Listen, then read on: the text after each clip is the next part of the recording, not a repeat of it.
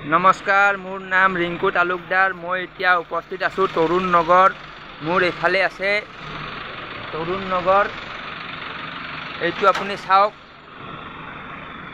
বিশাল অট্টালিকা, গগনচুম্বী অট্টালিকা। এনেকুৱা অট্টালিকা গুৱাহাটীত নিৰ্মাণ হৈয়ে আছে। আপোনাৰ ইয়াত মানে বাতৰি প্ৰচাৰ হৈ থাকে, মই দেখিবলৈ পাই থাকোঁ। এতিয়া মই ভিডিঅ'টো এইকাৰণে বনাই আছোঁ কাৰণ যিবোৰ নিউজ চেনেল আছে তেওঁলোকে মানে নিৰপেক্ষ নহয়, তেওঁলোকে ৰাইজক বিভ্ৰান্তিকৰ তথ্য দিয়ে। প্ৰতিদিন টাইম হওক, যিমান নিউজ চেনেল আছে তেওঁলোকে মানে একদম যিটো গ্ৰাউণ্ড জিৰ' ৰিপৰ্ট সেইটো আপোনাক নজনায় আৰু তেওঁলোকে নিজৰ মতে বাতৰি কৰে। প্ৰকৃত সত্যটো তেওঁলোকে ক'ব নিবিচাৰে। তো মই আপোনালোকক কৈ আছোঁ, মই যিহেতু ইয়াত ডাঙৰ দীঘল হোৱা ল'ৰা, এইবিলাক ঠাইত মই মাছ ধৰি খাইছিলোঁ। এইবোৰ বাৰু বেলেগ কথা, সকলোৱে জানে। সকলোৱে জানিলেও মানে ক'ব নিবিচাৰে। মই এতিয়া আপোনালোকক কৈ আছোঁ, এই যিটো অট্টালিকা, এই অট্টালিকাটো বাতৰি সম্প্ৰচাৰ হৈ থাকে যে নীতি নিয়ম বহিৰ্ভূতভাৱে নিৰ্মাণ কৰিছে। তো মই এতিয়া সুধিবলৈ বিচাৰিছোঁ, গুৱাহাটীত যিমান অট্টালিকা নিৰ্মাণ হৈছে, কোনটো অট্টালিকা নীতি নিয়ম পালন কৰি নিৰ্মাণ কৰিছে? এইটো মোক দেখাই দিয়ক, কোনোবাই দেখাই দিয়ক। গুৱাহাটীততো ইমান মানুহ আছে, নিউজ চেনেল আছে, প্ৰতিদিন আছে, বিভিন্ন নিউজ চেনেল আছে, সাংবাদিকবোৰ আছে। তো সাংবাদিকবোৰে মোক দেখাই দিয়ক। মই সাংবাদিকবোৰকে টাৰ্গেট কৰি ভিডিঅ' বনাই আছোঁ। তো আপোনালোকে বাতৰি কৰিব নাজানে, তো মোৰ পৰা চাওক, মোৰ পৰা শিকক। এই অট্টালিকাটো 12 বছৰ বন্ধ আছিলে।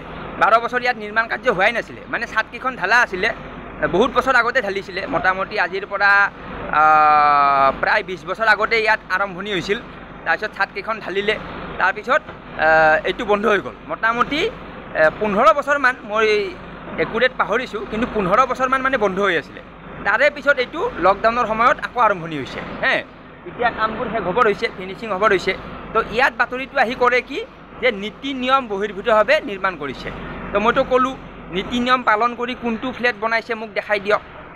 তাৰে পিছত কৈ আছে, মানে বাতৰিত কৈ থাকে আৰু যে এইটো মানে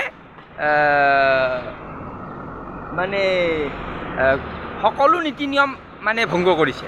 তো সকলো নীতি নিয়ম পালন কোনে কৰিছে সেইটো হ'ল প্ৰশ্ন। দ্বিতীয় কথা হ'ল কি, বেদখল। বেদখলটো চবেই কৰিছে। এইটো চাওক, এইটো আপোনাৰ ভৰলু নৈ হয়। ভৰলু নৈত আপুনি এইফালে যিমানে যাব সিমানে আপুনি বেদখল দেখিব। তো সেইবোৰ নেদেখায়, তো অকল এটাত আহি দেখাই থাকে। তো এইটো মানে আমাৰ সাংবাদিকবোৰৰ মানে এইটো বেমাৰ বুলি ক'ব লাগিব। আৰু এটা কথা হ'ল কি, নীতি নিয়ম কি, কনষ্ট্ৰাকশ্যনৰ নীতি নিয়মটো কি হয়? নীতি নিয়ম নায়েই। ন' ৰুলছ এণ্ড ৰেগুলেশ্যন, মানে আইন নায়েই। তো সেইকাৰণে আমাৰ যিবোৰ পাব্লিক ৰিপ্ৰেজেণ্টেটিভ হয়, তেওঁলোকৰ কাম হ'ল আইন বনোৱা, যে কেনেকৈ নিৰ্মাণ কৰিব, কেনেকৈ মানে নিৰ্মাণ এটা সঠিক হ'ব, সেইটো মানে আইন বনোৱা। কোনো আইন নাই। গুৱাহাটীত যিমান নিৰ্মাণ হৈছে তাৰে কোনো আইনে নাই, আইন বনোৱাই নাই। তো এইটো হ'ল প্ৰশ্ন। তো মোৰ ভিডিঅ' চাওক, চাই কিনে পাব্লিক ৰিপ্ৰেজেণ্টেটিভবিলাকক সাংবাদিকে প্ৰশ্ন কৰক যে ৰিংকু তালুকদাৰে কৈ আছে যে নিৰ্মাণ কাৰ্য কৰাৰ বোলে কোনো নীতি নিয়মে নায়েই নীতি নিয়ম। মই জানো না, কোনো নীতি নিয়ম নাই। যোনে যেনেকৈ পাইছে সেনেকৈ বনাইছে। বেদখলটো চাৰিওফালে হৈছে। অকল এইটোত আহি দেখাই থাকি লাভ নাই যে এইটো চাওক, এইটো চাওক। এইটো কি চাব? চব পিনে দেখুওৱা, চব পিনে দেখালেহে ওলাব, চব পিনে নেদেখায়। তো এইবোৰ হ'ল সাংবাদিকৰ বদমাছি, বুজিছে? মই আজি সাংবাদিকক মানে বদমাছিটো মানে ৰাজহুৱা কৰি আছোঁ। ঠিক আছে, ভিডিঅ' শ্বেয়াৰ কৰক। ধন্যবাদ।